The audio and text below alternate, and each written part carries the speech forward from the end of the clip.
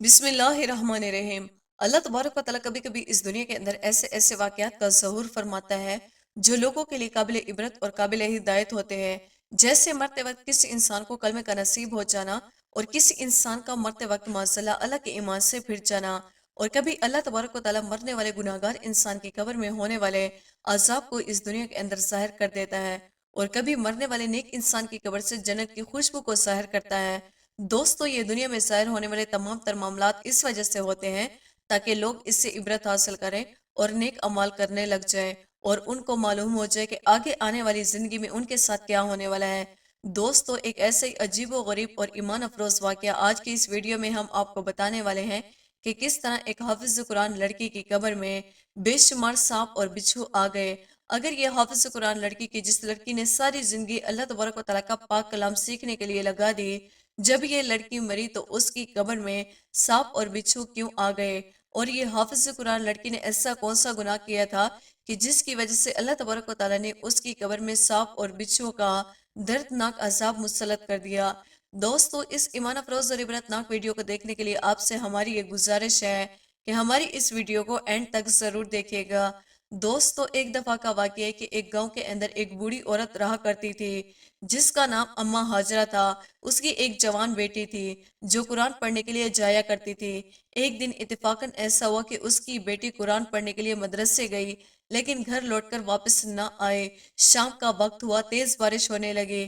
یہ منظر دیکھ کر اس حافظ قرآن لڑکی کی ماں بہت زیادہ پریشان ہونے لگی کہ اس کے ہاتھ پاؤں پھولنے لگے۔ چنانچہ اس حافظ قرآن لڑکی کی ماں رو رو کر صدائیں لگانے لگی کہ اے میری بیٹی، تو کہاں چلی گئی؟ شام ہو چکی ہے، خدارا اب گھر واپس آ جا۔ رات کا اندھیرا ہر طرف پھیل چکا تھا۔ وہ ماں کہنے لگی کہ پتہ نہیں میری بیٹی کہاں پر چلی گئی ہوگی۔ اس حافظ قرآن لڑکی کی دوست جو اس کے ساتھ حفظ کیا کرتی تھی، وہ یہ منظر بیان کرتے ہوئے کہتی ہے کہ اس حافظ قرآن لڑکی کی ماں میرے گھر آئی، وہ مجھے کہنے لگی کہ میں ان کے ساتھ چل کر ان کی بیٹی کو ڈھونڈوں، لیکن اتنی تیز بارش ہو رہی تھی، اس بارش کے اندر بھلا میں ان کے ساتھ کیسے جا سکتی تھی؟ چنانچہ اس کی اماں نے مجھ سے کہا کہ بارش رک جانے دو، پھر ہم اس کو تلاش کرنے کے لیے چلیں گے۔ اماں ہاجرہ کی نظر بھی اتنی تیز نہ تھی اور رات کو ان کو دکھائی بھی نہ دیتا تھا۔ ان کی عمر بھی بہت زیادہ ہو چکی تھی۔ اس بڑھاپے کی عمر میں اس کا کوئی بھی سہارا نہ تھا۔ اماں ہاجرہ اپنے ہر مسئلے کے لیے میرے پاس آیا کرتی تھی۔ اب کافی رات ہو چکی تھی اور بارش رک چکی تھی، چنانچہ میں نے اماں ہاجرہ کو اپنے ساتھ لیا اور ایک بڑی ٹارچ لی۔ اماں ہاجرہ کو اپنے ساتھ لے کر اماں ہاجرہ کی بیٹی کو تلاش کرنے کے لیے گھر سے نکل پڑے۔ چنانچہ جیسے ہم دونوں گھر سے نکلے تو ساتھ میں رہنے والے صادق چچا نے ہم کو دیکھ لیا اور وہ ہم سے پوچھنے لگے کہ رات کے اس قدر اندھیرے کے اندر آپ لوگ کہاں جا رہے ہیں؟ چنانچہ اماں ہاجرہ روتے ہوئے صادق چچا سے کہنے لگی کہ بیٹا، اب میں آپ کو کیا بتاؤں، میری بیٹی آج مدرسے گئی ہے لیکن لوٹ کر گھر واپس نہیں آئی۔ اتنی رات ہو چکی ہے، پتہ نہیں اس کے ساتھ کیا ہوا ہوگا۔ میرا دل پریشان ہو رہا ہے، میں اس کو ڈھونڈنے کے لیے مدرسے میں اکیلی نہیں جا سکتی۔ میں اس بیٹی کو اپنے ساتھ لے کر جا رہی ہوں تاکہ اپنی بیٹی کا پتہ لگا سکوں کہ وہ آج گھر لوٹ کر کیوں نہیں آئی۔ اماں ہاجرہ رو رو کر صادق چچا سے کہنے لگی کہ دعا کرو کہ میری بیٹی خیر و عافیت کے ساتھ گھر واپس آ جائے۔ چنانچہ اماں ہاجرہ یہ بیان کرتے ہوئے زاروں قطار رونے لگے۔ یہ منظر دیکھ کر چچا صادق بھی ہمارے ساتھ چلنے کے لیے تیار ہو گئے۔ جب صادق چچا ہمارے ساتھ چلنے کے لیے تیار ہو گئے تو میں نے خدا کا شکر ادا کیا، کیونکہ رات کے اس اندھیرے کے اندر میں اماں ہاجرہ کو لے کر اکیلی کیسے جا سکتی تھی۔ تھوڑی ہی دیر بعد ہم دونوں مین سڑک پر آ گئے اور سڑک کے آس پاس اندھیرا ہی اندھیرا تھا اور گھاس اگی ہوئی تھی۔ رات کے اندھیرے کے اندر اماں ہاجرہ کی بیٹی کی پریشانی ہم تینوں کو کھائے جا رہی تھی۔ چنانچہ ہم سڑک پر چل رہے تھے کہ اسی دوران ہمارے کانوں میں ہلکی ہلکی سی رونے کی آواز آ پڑی۔ ایسا لگ رہا تھا کہ کوئی دھیرے دھیرے رو رہا ہے۔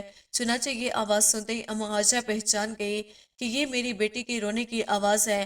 اماں ہاجرہ ہم سے کہنے لگی کہ یہیں پر رک جاؤ اور میری بیٹی کو ادھر ادھر تلاش کرو۔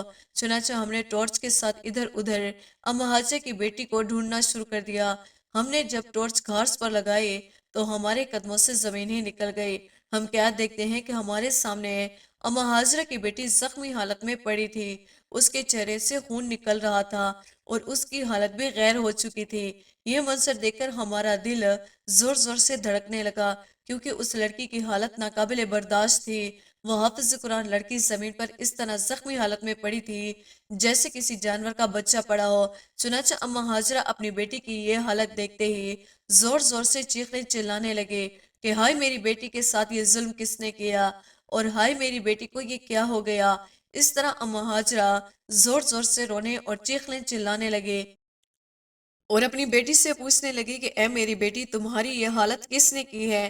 اتنے میں نے اما ہاجرہ کو زور زور سے جھنجھوڑا اور میں اما ہاجرہ سے کہنے لگی کہ اے اما ہاجرہ، آپ پریشان نہ ہو، آپ کی بیٹی کو کچھ بھی نہیں ہوا۔ ہو سکتا ہے کسی گاڑی کی ٹکر سے آپ کی بیٹی گر گئی ہو اور اس کو معمولی سی چوٹ لگی ہو۔ اسی طرح میں نے اما ہاجرہ کو سمجھانے کی کوشش کی، لیکن اما ہاجرہ اس قدر زور زور سے روئی کہ ان کا گلا بیٹھ گیا۔ یہ منظر دیکھ کر مجھے کچھ سمجھ نہیں آ رہی تھی کہ میں کیا کروں۔ اس وقت چچا صادق نے گاؤں سے کچھ لوگوں کو بلوایا تو گاؤں کے کچھ لوگ چارپائی لے کر آئے اور اسی طرح اما ہاجرہ کی بیٹی کو چارپائی پر لٹا کر دوبارہ گاؤں واپس لے جایا گیا۔ میں راستے میں سوچنے لگی کہ اما ہاجرہ کی بیٹی کا علاج ملاج ہوگا تو یہ ٹھیک ہو جائے گی، لیکن اما ہاجرہ کی بیٹی کی حالت اس قدر خراب تھی کہ اس نے راستے میں ہی دم توڑ دیا اور راستے میں ہی وہ فوت ہو گئی۔ جب ہم لوگ گھر پہنچے اور اس کو ہلانے کی کوشش کی تو اس کی لاش بالکل ٹھنڈی ہو چکی تھی اور وہ اس حافظ قرآن لڑکی کی روح اس کی جسم کو چھوڑ کر جا چکی تھی۔ اما حاجرہ کو جب اپنی بیٹی کے فوت ہونے کا پتہ چلا تو اما حاجرہ زور زور سے رونے لگی اور کہنے لگی میں کتنی بد نصیب ہوں کہ میری حافظ قرآن بیٹی کے ساتھ اتنا بڑا ظلم ہو گیا اور میں کچھ بھی نہ کر سکی۔ چنانچہ محلے کے تمام لوگ جمع ہو گئے اور سب لوگوں کو اس بات کا پتہ چل گیا کہ اما حاجرہ کی حافظ قرآن بیٹی کے ساتھ اتنا دردناک واقعہ ہو گیا۔ اما حاجرہ کو دلاسا دینے کے بجائے محلے کے تمام لوگ عجیب و غریب باتیں کرنے لگے۔ کچھ لوگ کہنے لگے کہ اما حاجرہ کی بیٹی نے خود ہی کچھ کیا ہوگا، تو کچھ لوگ کہنے لگے کہ اگر حافظ قرآن ہونے کے باوجود یہ حادثہ ہوا ہے تو ضرور اس لڑکی نے کوئی گناہ کیا ہے۔ الغرض تمام لوگ اس کے منہ میں جو آتا وہ بکتے جاتے ہیں، لیکن اس حافظ قرآن لڑکی کی موت ایک ایسا راز تھی کہ جس سے پردہ اٹھنا ابھی باقی تھا۔ چنانچہ اما حاجرہ کا رو رو کر برا حال ہو گیا اور وہ مجھ سے کہنے لگی کہ اے میری بیٹی، میرے دل میں ایک بات ہے جو میں صرف تجھ سے ہی کہوں گی، اور وہ بات میری بیٹی کی آخری خواہش تھی۔ میں نہیں جانتی تھی کہ میری بیٹی اتنی جلدی اس دنیا سے چلی جائے گی۔ اما حاجرہ کہنے لگی کہ اگر مجھے پتا ہوتا تو میں اپنی بیٹی کے ساتھ اچھا سلوک کرتے۔ چنانچہ اما حاجرہ مجھ سے کہنے لگی کہ میں چاہتی ہوں کہ میں اپنی بیٹی کی آخری خواہش پوری کروں۔ اگر میں نے اس کی آخری خواہش پوری نہ کی تو میں اس کی گناہ گار ہوں گی۔ چنانچہ اما حاجرہ نے ایک پھٹا ہوا سفید کرتا مجھے دکھایا اور وہ مجھ سے کہنے لگی کہ میں اپنی بیٹی کو کفن نہیں بلکہ اس کرتے میں دفناؤں گی۔ اس کرتے کو دیکھ کر میں اما حاجرہ سے پوچھنے لگی کہ یہ کیا ہے، تو اما حاجرہ مجھ سے کہنے لگی کہ یہ وہ کرتا ہے جس کو پہن کر میری بیٹی رات کو تہجد کی نماز ادا کیا کرتی تھی، اور میری بیٹی مجھ سے کہتی تھی کہ یہ وہی کرتا ہے جس کو پہن کر میں اپنے اللہ سے ملنا چاہتی ہوں۔ اس کا مطلب یہ ہے کہ میری بیٹی پہلے سے جانتی تھی کہ اس کی موت ہونے والی ہے۔ اما حاجرہ اپنی بیٹی کو بہت نیک سمجھتی تھی، لیکن اصل میں ایسا کچھ نہیں تھا۔ لیکن میرے لیے اما حاجرہ کی پریشانی ناقابل برداشت تھی اور میں یہ چاہتی تھی کہ کسی بھی صورت میں اما حاجرہ کی بیٹی کا راز اما حاجرہ پر ظاہر نہ کروں۔ چنانچہ جب میں نے اما حاجرہ اور اس کی حافظ قرآن لڑکی کو غسل دینے کا ارادہ کیا تو ہم پر ایسے ایسے راز ظاہر ہوئے کہ جن کو دیکھ کر ہمارا دل ہل گیا، اور ہم نے بڑی مشکل کے ساتھ اما حاجرہ کی بیٹی کو غسل دیا۔ حالانکہ وہ حافظ قرآن تھی، لیکن حافظ قرآن ہونے کے باوجود اس کی میت کے ساتھ یہ معاملہ ہونا ہماری سمجھ سے باہر تھا۔ میں کبھی سوچ بھی نہیں سکتی تھی کہ ایک حافظ قرآن اور تہجد کی پابند اور نماز پڑھنے والی لڑکی کے ساتھ ایسا بھی ہو سکتا ہے کہ جب میں اما حاجرہ کی بیٹی کے ساتھ حافظ قرآن کیا کرتی تھی، اس منظر کو دیکھ کر میرے دل میں بھی خوف پیدا ہو گیا اور میں یہ سوچنے لگی کہ کیا مجھے بھی قرآن کو حفظ کرنا چاہیے۔ اسی دوران میں یہ سوچنے لگی کہ اگر کوئی انسان حافظ قرآن ہونے کے باوجود اپنی غلطیوں سے باز نہ آئے تو اللہ تبارک و تعالیٰ اس کے ساتھ ایسا معاملہ فرماتا ہے جو میں اپنی آنکھوں سے دیکھ رہی تھی۔ لیکن میں اما حاجرہ کو اس کی بیٹی کا یہ راز بتا کر اس کا دل نہیں دکھانا چاہتی تھی۔ میں نہیں چاہتی تھی کہ اما حاجرہ کی بیٹی کی حقیقت اما حاجرہ پر کھلے، اس لیے میں چپ تھی۔ اتنے میں ایک عورت نے اما ہاجرہ سے کہا کہ اے اما ہاجرہ، تم تو اپنی بیٹی کی بہت صفائیاں دیتی تھی، لیکن یہ تمہاری بیٹی کے ساتھ کیا ہوا؟ اگر تمہاری بیٹی واقعی نیکوکار تھی تو اس کا پوسٹ مارٹم کیوں نہیں کرواتی؟ تمہیں سارا پتا چل جائے گا کہ تمہاری بیٹی کیا کیا کرتی تھی۔ اما ہاجرہ اس عورت کی بات سننے کے بعد غصے میں آ گئی اور اس کے منہ پر زور سے تھپڑ مار دیا اور کہنے لگی کہ خبردار، تم نے میری مرحوم بیٹی کے بارے میں کچھ الٹی بات کی۔ میری بیٹی پاک اور صاف تھی، اس کا کردار شیشے کی طرح صاف تھا۔ اما ہاجرہ کی یہ بات سن کر میں خاموش ہو گئی۔ میں اما ہاجرہ کو کیا بتاتی کہ میں نے اما ہاجرہ کی بیٹی کی میت میں کیا کچھ دیکھا ہے، لیکن میں اما ہاجرہ کا مان اور یقین نہیں توڑنا چاہتی تھی، کیونکہ اس کو اپنی بیٹی پر بہت مان اور یقین تھا، لہٰذا اسی وجہ سے میں چپ تھی اور میں یہ چاہتی تھی کہ اما ہاجرہ کا بھروسہ قائم رہے۔ جب اما ہاجرہ کی بیٹی کا جنازہ اٹھا تو جنازہ اٹھنے کے بعد گھر کے اندر ایک عجیب و سی غریب وحشت طاری ہو گئی۔ جنازے کے بعد جب میں پھر سے اما ہاجرہ کے پاس آ کر بیٹھی تو اما ہاجرہ ایک بار پھر سے پھوٹ پھوٹ کر رونے لگی اور مجھ سے کہنے لگی کہ اس عورت کی بات سنی ہوتی کہ میری بیٹی کا پوسٹ مارٹم ہونا چاہیے۔ میری بیٹی نے ایسا کیا گناہ کر دیا اور وہ ایسا کیوں بول رہی تھی؟ اما ہاجرہ دکھی دل سے مجھ سے پوچھنے لگی کہ اے میری بیٹی، تجھے کیا لگتا ہے کہ کیا میری بیٹی کے ساتھ کوئی ایسا حادثہ ہوا ہوگا؟ تو میں نے جواب دیا کہ اے اما ہاجرہ، آپ ایسا کیوں بول رہی ہیں؟ آپ کی بیٹی بہت اچھی تھی، آپ خواہ مخواہ میں شک کر رہی ہیں۔ آپ اپنی بیٹی کے لیے مغفرت کی دعا کریں۔ اسی طرح میں جھوٹے دل سے اما ہاجرہ کے دل کو تسلیاں دینے لگی، لیکن میں خوب جانتی تھی کہ اصل حقیقت کیا ہے، لیکن میں یہ نہیں جانتی تھی کہ یہ راز کبھی بھی چھپ نہیں سکتا، اور میں یہ نہیں جانتی تھی کہ اما ہاجرہ کی بیٹی کو دفنانے کے بعد اس کی قبر میں ایسا کچھ ہوگا کہ جس کے بارے میں کبھی کسی نے سوچا بھی نہ ہوگا، اور نہ ہی کسی نے کسی کی قبر پر ایسا منظر دیکھا ہوگا جو آنے والے وقت میں اما ہاجرہ کی بیٹی کی قبر پر دیکھا جانے والا تھا۔ چنانچہ اما ہاجرہ روتے ہوئے مجھ سے کہنے لگی کہ میرا شوہر بھی اس دنیا سے جا چکا ہے اور اب میری بیٹی بھی اس دنیا سے چلی گئی، اب میں دل کا حال کس کو سناؤں گی؟ وہ روتے ہوئے مجھ سے کہنے لگی کہ میں اپنی بیٹی کی قبر پر جانا چاہتی ہوں اور اس کی قبر پر اپنے آنسو بہانا چاہتی ہوں۔ تو میں نے اما ہاجرہ کو منع کرتے ہوئے کہا کہ رات بہت ہو چکی ہے اور رات کے وقت قبرستان نہیں جاتے۔ میں نے اس کو سمجھانے کی بہت کوشش کی، لیکن اما ہاجرہ نے میری ایک نہ سنی اور اسی طرح ضد پر اڑی رہی کہ میں نے اپنی بیٹی کی قبر پر جانا ہے۔ اما ہاجرہ کہنے لگی کہ میں اپنی بیٹی کی قبر پر جا کر اپنی بیٹی سے باتیں کرنا چاہتی ہوں۔ چنانچہ میں گھر گئی اور اپنی ماں سے اجازت لی اور اما ہاجرہ کو لے کر قبرستان کی طرف چل پڑی۔ اس وقت رات بہت ہو چکی تھی اور ہر طرف رات کا اندھیرا ہی پھیل چکا تھا اور اما ہاجرہ نے اپنے اوپر سفید چادر لپٹی ہوئی تھی۔ ہم قبرستان کی طرف بڑھتے جا رہے تھے۔ سفر کے دوران اما ہاجرہ مجھ سے عجیب و غریب سوالات کرتی۔ وہ مجھ سے کہنے لگی کہ بتاؤ، کیا میری بیٹی اللہ کے پاس جا کر خوش ہوگی یا پریشان ہوگی؟ اما ہاجرہ یہ عجیب و غریب سوال سن کر مجھے ان پر ترس آ رہا تھا، لیکن میں یہ نہیں جانتی تھی کہ ابھی ان کی بیٹی پر ایک اور قیامت ٹوٹنے والی ہے۔ ابھی تو اما ہاجرہ کو اپنی بیٹی کے بارے میں کچھ بھی نہیں معلوم۔ چنانچہ کچھ ہی دیر بعد ہم قبرستان پہنچ گئے اور سامنے اما ہاجرہ کی بیٹی کی قبر تھی، لیکن وہ قبر کالی کالی سی محسوس ہو رہی تھی اور اس قبر کو دیکھ کر اما ہاجرہ کی حالت بھی غیر ہو رہی تھی۔ رات کے اندھیرے میں مجھے کچھ نظر نہیں آ رہا تھا۔ اسی دوران میں نے اپنے پیر پر کسی چیز کو چلتے ہوئے محسوس کیا، تو میں یہ منظر دیکھ کر ڈر گئی۔ جب میں نے اپنے پاؤں پر ٹارچ مار کر دیکھا تو میرے دل کو ایک زوردار جھٹکا لگا اور میں نے ایسا دردناک منظر دیکھا جو میں نے پہلے کبھی نہیں دیکھا تھا۔ میں نے دیکھا کہ میرے پاؤں کے نیچے ایک خوفناک سانپ پڑا ہے۔ اس خوفناک سانپ کو دیکھنے کے بعد میں سر سے پاؤں تک پسینے سے شرابور ہو گئی اور میری حالت غیر ہو گئی۔ جب میں نے غور سے اما ہاجرہ کی بیٹی کی قبر کو دیکھا تو میں نے دیکھا کہ خوفناک سانپوں نے اس حافظ قرآن لڑکی کی قبر کو گھیرا ہوا ہے۔ اس خوفناک بچھو نے اس کی قبر پر چل رہے ہیں۔ یہ خوفناک منظر دیکھنے کے بعد میرے پاؤں کے نیچے سے زمین نکل گئی۔ اما ہاجرہ چونکہ نظر کمزور تھی، لہٰذا وہ اس ہولناک منظر کو دیکھ نہ سکی۔ اس سے پہلے کہ اما ہاجرہ اپنی بیٹی کی قبر کے پاس جاتے، میں نے ان کو روک لیا اور میں یہ چاہتی تھی کہ اما ہاجرہ کو اس کی بیٹی کی اصل حقیقت کے بارے میں کچھ بھی معلوم نہ ہو اور ہمیں یہیں سے واپس چلے جائیں۔ میں نے اما ہاجرہ سے کہا کہ رات بہت ہو چکی ہے، چلو اب گھر واپس چلتے ہیں۔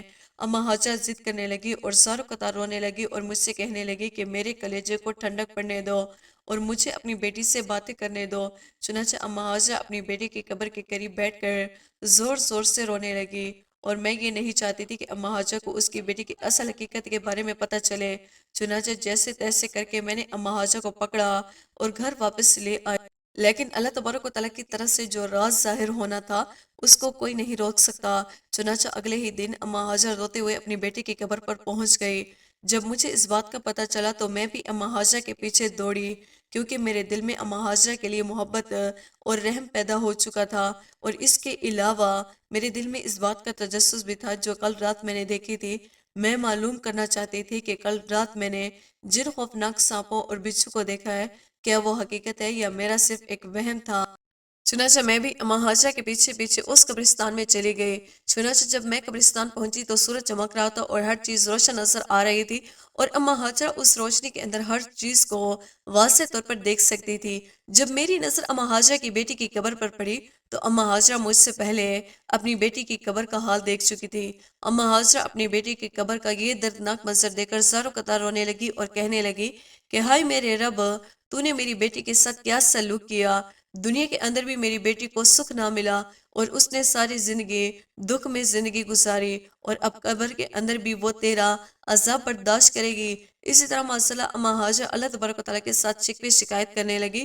جب میں نے اما حاجرہ کی بیٹی کی قبر کو دیکھا تو وہ اور زیادہ سانپوں سے بھری ہوئی تھی، اور اس پر بچھو چل رہے تھے، اور سانپ اس قدر زیادہ تھے کہ پوری قبر کالی ہو چکی تھی۔ یہ منظر دیکھ کر اما حاجرہ نے روتے ہوئے اپنی آنکھوں کو آسمان کی طرف اٹھایا اور اپنی جھولی پھیلا دی، اور اللہ تبارک و تعالیٰ کے سامنے کہنے لگی، میری بیٹی نے ساری زندگی تیرا قرآن پڑھنے میں لگا دی اور تو نے اس کو یہ صلہ دیا۔ اما حاجرہ اللہ کی ذات کے ساتھ ایسے شکوے کر رہی تھی گویا وہ اللہ تبارک و تعالیٰ کی ذات پر احسان جتا رہی ہو، لیکن اللہ تبارک و تعالیٰ کی ذات پاک ذات ہے اور وہ سب سنتا ہے۔ میں نے کبھی یہ نہیں سوچا تھا کہ اگلے جو ہونے والا ہے وہ مجھے اللہ تبارک و تعالیٰ کے اور زیادہ قریب کر دے گا۔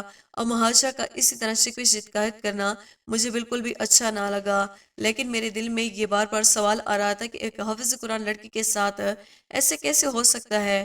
وہ اور آخر وہ ایسا کون سا گناہ کرتی تھی جس کی وجہ سے اللہ تبارک و تعالیٰ نے اس کی قبر پر سانپ اور بچھو کو مسلط کر دیا اور اس کو اس قدر عذاب دیا جا رہا ہے۔ چنانچہ اس منظر کو دیکھنے کے بعد اما حاجرہ روتے پیٹتے گھر واپس آئی، اور گھر آ کر اپنی بیٹی کے نام پر اللہ تبارک و تعالیٰ کی راہ میں صدقہ کرنا شروع کر دیا، اور اپنے گھر میں موجودہ جتنے بھی زیور تھا وہ سب کا سب اللہ تبارک و تعالیٰ کی راہ میں خیرات کر دیا، اور وہ یہ چاہتی تھی کہ کسی طرح میری بیٹی کی قبر سے اس عذاب کو ہٹا لیا جائے۔ اما حاجرہ نے کھانا پکایا اور غریبوں کو کھلانے لگی، لیکن اس کے باوجود اس کی بیٹی سے وہ عذاب ہٹایا نہ گیا، اور اسی طرح اس حافظ قرآن لڑکی کی قبر پر سانپ اور بچھو نے ڈیرا جما رکھا تھا۔ چنانچہ اما حاجرہ نے اپنے گھر کا سارا سامان اپنے گھر سے باہر رکھا اور صدائیں لگانے لگی کہ اگر کوئی حاجت مند ہو اور اسے جس چیز کی ضرورت وہ آ کر لے جائے، اور دعا کرے کہ میری بیٹی کی قبر سے اللہ تبارک و تعالیٰ اس عذاب کو ہٹا دے۔ اما حاجرہ روتے ہوئے کہنے لگی کہ میں اپنا سب کچھ اللہ تبارک و تعالیٰ کی راہ میں اپنی بیٹی کے لیے صدقہ کر رہی ہوں، اور میں اللہ تبارک و تعالیٰ کی راہ میں اپنا سب کچھ قربان کر رہی ہوں۔ اسی دوران اما حاجرہ اللہ تبارک و تعالیٰ سے دعائیں مانگنے لگی کہ یا رب العالمین میری بیٹی کے گناہوں کو معاف کر دے اور اس کی قبر سے عذاب کو ہٹا لے۔ چنانچہ اسی طرح اما حاجرہ نے اپنا سب کچھ اللہ تبارک و تعالیٰ کی راہ میں صدقہ خیرات کر دیا۔ اما حاجرہ اس کے بعد سوچنے لگی کہ اتنا کچھ صدقہ خیرات کرنے کے بعد میری بیٹی کی قبر سے عذاب دور ہو چکا ہوگا، مگر اتنا کچھ کرنے کے باوجود بھی اس کی بیٹی کی قبر سے عذاب کو دور نہیں کیا گیا، اور اسی طرح مسلسل اس کی قبر پر سانپ اور بچھو نے ڈیرا جمایا ہوا تھا۔ چنانچہ اما حاجرہ روز اپنی بیٹی کی قبر پر جاتی اور زاروں قطار روتی، اور وہ دیکھتی کہ سانپ اور بچھو اسی طرح اس کی قبر پر موجود ہے۔ یہ منظر دیکھ کر اما حاجرہ سوچنے لگی کہ آخر میری بیٹی سے کون سا ایسا گناہ ہو گیا کہ جس کی وجہ سے اتنا سخت عذاب اس کو دیا جا رہا ہے۔ اتنا کچھ صدقہ خیرات کرنے کے باوجود بھی اس کی قبر سے عذاب دور نہیں کیا جا رہا۔ چنانچہ اما حاجرہ نے اپنا سب کچھ قربان کر دیا، لیکن بات نہ بنی۔ اما حاجرہ کے پاس سوائے سوکھی روٹی کے اور کچھ بھی نہ تھا۔ چنانچہ اما حاجرہ اپنی بیٹی کے صدمے میں ہر وقت روتی رہتی اور مصلی بچھا کر اللہ تبارک و تعالیٰ سے دعائیں کرتی رہتی اور اپنی بیٹی کی مغفرت طلب کرتی، اور صبح شام جو کوئی بھی گزرتا اما حاجرہ اس سے کہتی کہ میری بیٹی کے لیے دعا کرنا، اللہ تبارک و تعالیٰ اس کو بخش دے۔ اتنا کچھ کرنے کے باوجود بھی کسی کو اس حافظ قرآن لڑکی کے گناہ کے بارے میں کچھ سمجھ نہیں آ رہا تھا کہ آخر وہ لڑکی ایسا کون سا گناہ کرتی تھی جس کی وجہ سے اس کی قبر کے اندر اتنا سخت اور دردناک عذاب دیا جا رہا تھا۔ چنانچہ ایک دن اللہ تبارک و تعالیٰ کا کرنا ایسا ہوا کہ اس حافظ قرآن لڑکی کی ایک دوست میرے پاس آئی اور مجھ سے کہنے لگی کہ اما حاجرہ کی بیٹی کا گھر کہاں پر ہے اور میں اس سے ملنا چاہتی ہوں۔